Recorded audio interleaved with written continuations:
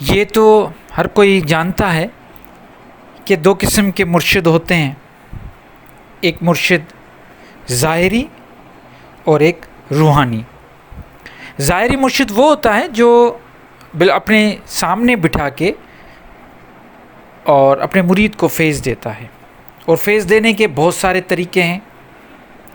لیکن آج ہم بات کریں گے روحانی مرشد۔ اور یہ روحانی مرشد فیض کیسے دیتے ہیں؟ تو روحانی مرشد کا مطلب یہ ہے کہ وہ مرشد جو ظاہری طور پہ آپ کے ساتھ نہیں، لیکن باطنی طور پہ وہ آپ کے ساتھ ہوتا ہے، روحانی طور پہ وہ آپ کے ساتھ ہوتا ہے۔ اب روحانی مرشد وہ ہوتے ہیں،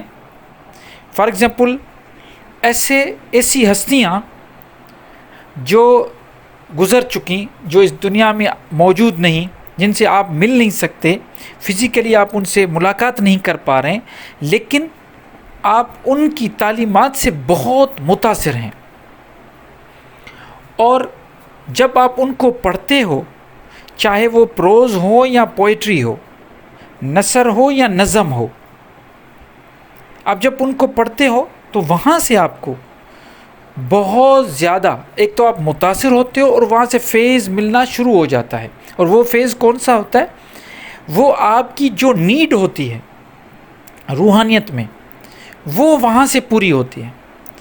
اب ایسے تو بہت سارے گزرے ہیں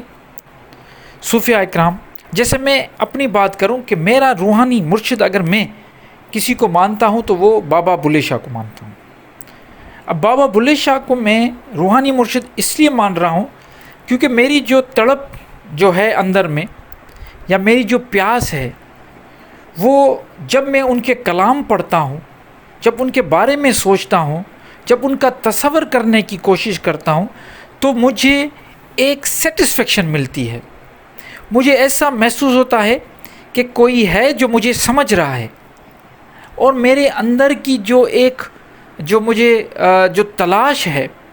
جن نظریات کی تلاش یا مذہبی جو رجحان میرے ہیں، وہ ان سے زیادہ ملتے ہیں۔ تو ایسے تو میں نے دوسروں کو بھی پڑھا ہے، حضرت سلطان باہو کو بھی پڑھا ہے میں نے، ایسے تو بہت سارے ہیں، لیکن یہ ضروری نہیں کہ میرے لیے اگر بابا بلے شاہ ہیں تو کسی اور کے لیے کوئی اور ہوں گے۔ تو میں اپنی بات کر کے آپ کو سمجھانا چاہ رہا ہوں کہ روحانی مرشد اس طرح ہوتے ہیں کہ ان سے آپ کو تعلیم، جب آپ ان کی تعلیمات کو پڑھتے ہیں اور وہاں سے آپ کو سیٹسفیکشن ملے۔ روحانی مرشد ایسے نہیں ہے کہ کسی نے آپ کو کہا کہ فلاں درگاہ پہ جاؤ اور اس کو مرشد مان کے بیٹھ جاؤ اور وہاں سے آپ کو فیض ملے گا۔ اور ایسے میں نے زیادہ تر ایسے ہی لوگ دیکھے ہیں جو کہتے ہیں کہ فلاں ہمارا مرشد ہے، فلاں جو ہے نا، ہم درگاہ پہ جاتے ہیں تو وہاں پہ جب میں بیٹھتا ہوں تو وہ میرا مرشد ہے، اور وہاں پہ جب میں مانگتا ہوں تو میری مانگ پوری ہوتی ہے۔ ایسے میں نے بہت زیادہ تر ایسے لوگ دیکھے ہیں۔ اب وہ لوگ وہاں پہ کیا کرتے ہیں؟ اس درگاہ پہ جا کے بیٹھ جاتے ہیں، حالانکہ ان کو میں لکھ کے دیتا ہوں، زیادہ تر لوگوں کو ان کے باپ کا بھی نام معلوم نہیں ہوتا۔ جس ہستی کے پاس بیٹھے ہیں ان کے والدین کا نام نہیں معلوم ہوتا، ان کو یہ بھی پتہ نہیں ہوتا کہ ان کی جو ہے وہ پیدائش کی تاریخ کون سی ہے، اور انہوں نے کہاں پہ جا کے پڑھا، اور ان کی کون سی کتابیں لکھی ہوئی ہیں، انہوں نے کون سا کام کیا ہے دین کا، روحانیت میں وہ کیا کہتے ہیں، یا اس قسم کی جو بھی تعلیم جو انہوں نے دی ہیں، ان کو پتہ ہی نہیں ہوتا، اور وہ یہ کہہ دیتے ہیں کہ یہ ہمارا مرشد ہے روحانی۔ دیکھیے، روحانی مرشد کسی قبر یا کسی مقبرے کے یا کسی درگاہ پہ جا کے بیٹھ کے اور یہ دل میں کہنا کہ یہ میرا روحانی استاد ہے اور مجھے فیض ملے گا، اس طرح فیض نہیں ملتا۔ اگر آپ چاہتے ہیں آپ کو فیض ملے تو جس کو بھی آپ اپنا روحانی مرشد ماننے لگے ہو، کیونکہ اس سے ہی آپ کی جو ایک سیٹسفیکشن ہے، جو آپ کی تلاش ہے، جو آپ کی تڑپ ہے، وہ اس کی کلام سے، اس کی جو تعلیمات ہیں وہاں سے اگر آپ کی پوری ہو رہی ہے تو یہ روحانی استاد ہے آپ کا، یہ روحانی مرشد ہے آپ کا۔ اور اس سے فیض اسی طرح ملے گا کہ اس کی تعلیمات کو دیکھو اور پڑھو، اس کو جتنا ہو سکے اس کے بارے میں پڑھو۔ جتنا اس کو پڑھو گے اتنا ہی آپ کو وہاں سے فیض ملنا شروع ہو جائے گا، کیونکہ وہ جو کچھ اس نے لکھا ہوگا، جو بھی اس نے دین کی خدمت کی ہوگی، اس کا مقصد ہی یہی ہوگا کہ میرے جانے کے بعد جو بھی میری جو چیزیں میری پڑھی ہوئی ہیں لکھت میں، وہ لوگوں تک پہنچیں اور لوگ اس سے فائدہ اٹھائیں۔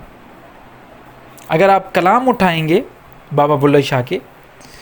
آپ ان کو جب پڑھیں گے، جب سمجھیں گے، تو آپ کو پھر پتہ چلے گا کہ سارے یہ ایک تو بہت زبردست قسم کی شاعری ہے، اور ساتھ اس شاعری میں جو میسج ہے وہ پائے کے میسج ہیں، وہ اتنے چھوٹے موٹے میسج نہیں ہیں، اور وہ میسیجز جب آپ اپنے زندگی میں اپنائیں گے، اس کو سمجھیں گے، تو پھر آپ کو یہ فیض وہاں سے ملنا شروع ہو جائے گا۔ 16ویں صدی کا ایک شاعر، کتنے سو سال گزر گئے بابا بلے شاہ کو، لیکن آج بھی ان کے کلام زندہ ہیں اور لوگوں اس سے فیض یاب ہو رہے ہیں،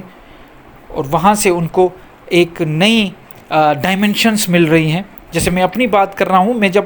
بور ہوتا ہوں، جب مجھے تھوڑی میں ہو جاتا ہوں، تو میں کیا کرتا ہوں، ان کی موسیقی جو بھی ان کے کلام ہے وہ میں سننا شروع کرتا ہوں۔ تو جب میں اس کو سنتا ہوں، وہاں سے جو مجھے ایک سکون محسوس ہوتا ہے۔ میں یہ نہیں کہتا کہ ہر کوئی یہ کام کرے، لیکن ہر کوئی اپنی سیٹسفیکشن خود ڈھونڈے۔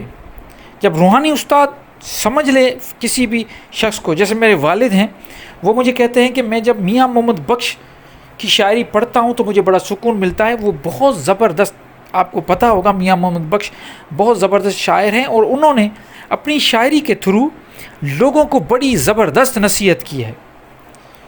جب آپ ان کو پڑھیں گے، خاص طور پہ ان کا ایک بہت زبردست ایک ہے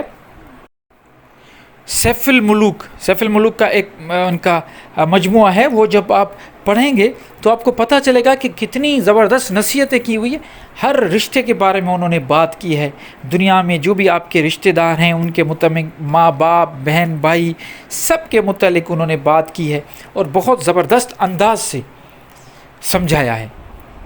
تو میں یہ نہیں کہتا کہ بابا بلے شاہ زیادہ اچھے ہیں یا میاں محمد بخش زیادہ اچھے ہیں، نہیں، میں بابا بلے شاہ کے کلام سے سیٹسفائی ہو رہا ہوں۔ میرے والد اگر ان کی نصیحت سے، میاں محمد بخش کی نصیحت سے سیٹسفائی ہو رہے ہیں، تو یہ اس کا مطلب یہ نہیں کہ وہ کم ہیں یا وہ زیادہ ہیں۔ اس کا مطلب یہ ہے کہ روحانی طور پہ فیض یاب ہونے کا چکر ہے کہ آپ کس سے فیض یاب ہو رہے ہیں، لیکن آپ فیض یاب تب ہوں گے جب آپ ان کو پڑھیں گے۔ انہوں نے جو کچھ چھوڑا ہے،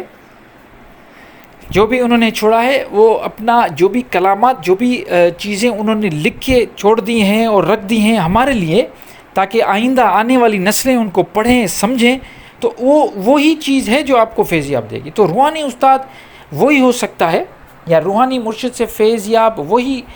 لے سکتا ہے مرید، جب وہ اس کو ایک تو دل سے مانتا ہے، اور اس کی جو بھی چیزیں لکھت ہے، جو بھی ان کی شاعری ہیں، کلام ہیں، ان کو وہ پڑھے اور سمجھے۔ جب پڑھے گا سمجھے گا تو پھر وہاں سے خود بخود فیض ملے گا، اور یہ نہ سمجھیں کہ یہ صرف دنیاوی چیزیں ہیں، نہیں، وہ فیض اس طرح ملے گا کہ آپ کا سوچنے کا انداز بھی بدل جائے گا،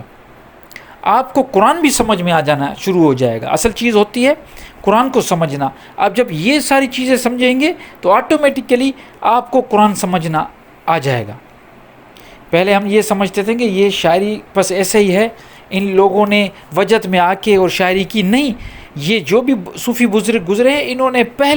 سب سے پہلے قرآن پہ کام کیا۔ ان کا کمانڈ ہے قرآن پہ۔ ان کا یہ سمجھیں کہ پہلے انہوں نے تعلیم حاصل کی، دین کی، فقہ کی، احادیث کی تعلیم حاصل کی، عربی فارسی پہ عبور حاصل کیا، اور جب یہ ساری چیزیں سمجھنے لگے، وہ پھر انہوں نے کہا کہ ہم اپنے انداز میں لوگوں کو سمجھائیں۔ اور یہ جو ان کے جو بھی نصیحتیں موجود ہیں، چاہے وہ میاں محمد بخش ہو، چاہے وہ سخی سلطان باہو ہو، چاہے وہ بابا بلے شاہ ہو، چاہے کوئی بھی صوفی شاعر ہو، تو خواجہ فرید ہو، کوئی بھی ہو، ان سب کا جو انداز بیاں ہے یہ مختلف ضرور ہوگا، لیکن جو میسج ہے وہی قرآن والا ہے۔ انہوں نے اپنے طریقے سے جب پہلے قرآن خود سمجھا اور پھر سمجھانے کی کوشش کی۔ یہ اپروچ آپ کی ہماری ہونی چاہیے